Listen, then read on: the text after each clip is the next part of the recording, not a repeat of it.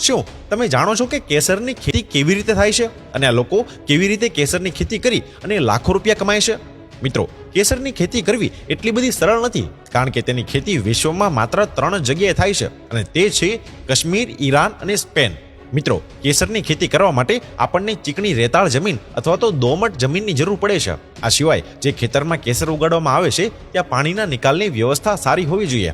આ જ કારણ છે કે કેસરની ખેતી પહાડી વિસ્તારોમાં જ થાય છે, પરંતુ રાજસ્થાનના શેખાવતી વિસ્તારોમાં પણ કેટલાક લોકો કેસરની ખેતી કરી રહ્યા છે.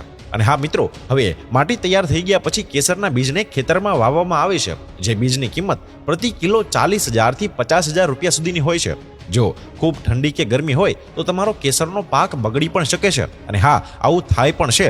અને તેથી જ કેસર રોપ્યા પછી 10 થી 15 દિવસ પછી જ પાણી આપવામાં આવે છે અને પાકની કાળજી પણ લેવામાં આવે છે.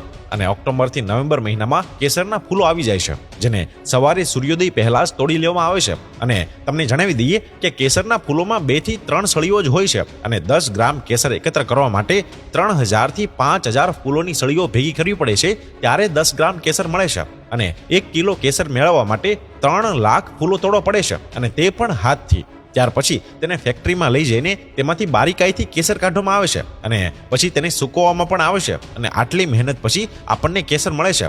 તો મિત્રો, હવે તમે સમજી જ ગયા હશો કે કેસર આટલું મોંઘું કેમ વેચાય છે. અને જ્યાં સુધી આપણા કાશ્મીરી કેસરની કિંમતની વાત કરીએ તો તેમની કિંમત 2.5 લાખથી લઈને 2,70,000 સુધીની હોય છે.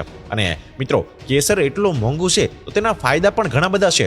કેસર ખાવાથી સેંકડો જટિલ રોગો જેવા કે આંખોની રોશની, સ્ત્રીઓના માસિક ધર્મ અને મગજને તેજ બનાવવા માટે ઉપચારમાં ખૂબ જ અસરકારક છે. આ સાથે કેસરના વધુ પડતા ઉપયોગથી તમારી ત્વચા અને આંખો પીળી પણ પડી શકે છે. તો મિત્રો, જોયું તમે કેટલી મહેનત પછી તૈયાર થાય છે આપણું આ કેસર.